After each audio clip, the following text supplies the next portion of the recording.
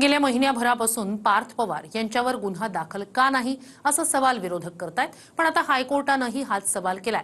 जमीन गैरव्यवहार प्रकरणात पार्थ पवारांवर गुन्हा का नाही अशी विचारणा मुंबई हायकोर्टाने केली आहे।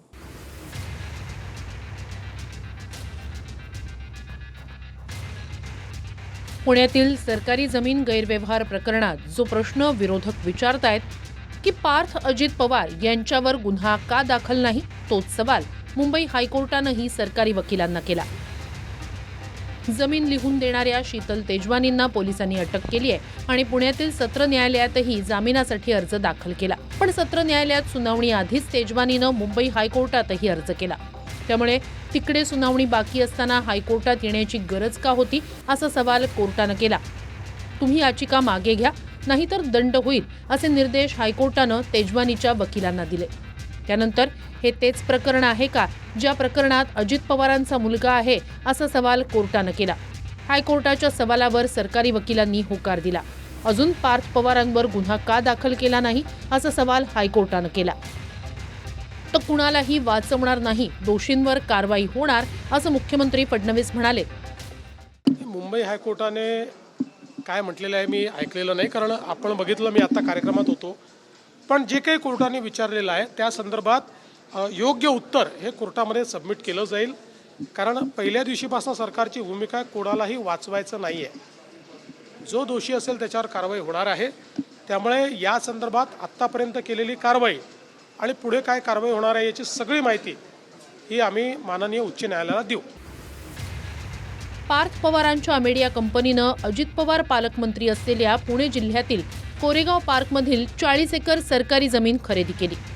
1800 कोटींची बाजार किंमत असताना 300 कोटींना व्यवहार दाखवला। त्यातही जमीन लिहून देणाऱ्या शीतल तेजवानींवर गुन्हा दाखल झाला आणि अटकेची कारवाई सुद्धा झाली। पण ज्या मीडिया कंपनीनं जमीन खरेदी केली त्या कंपनीचे 2 डायरेक्टर आहेत। पहिले आहेत 99% शेअर्स असलेले पार्थ अजित पवार, दुसरे आहेत अवघा 1% शेअर्स असलेले त्यांचेच मामेभाऊ दिग्विजय पाटील। गमतीशीर बाब म्हणजे 1% मालक असलेले दिग्विजय पाटील यांच्यावर गुन्हा दाखल झाला, पण पार्थ पवारांवर गुन्हा दाखल झालेला नाही। हाच सवाल हायकोर्टानेही आता केलाय। अतिशय शार्प शब्दात प्रॉसिक्युशनला विचारलं, मग आजपर्यंत पार्थ पवारचं नाव हे एफआयआर मध्ये का आलं नाही?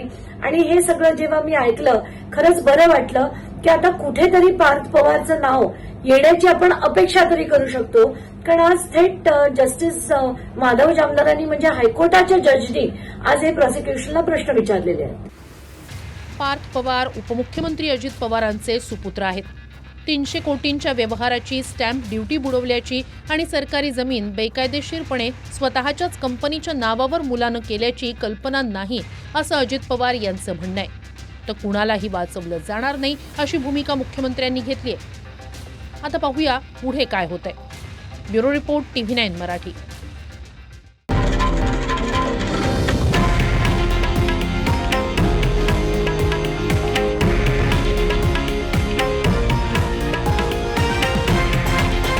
हे आहे देशातील नंबर 1 न्यूज नेटवर्क आणि आपण पाहत आहात TV9 मराठी, एकमेव।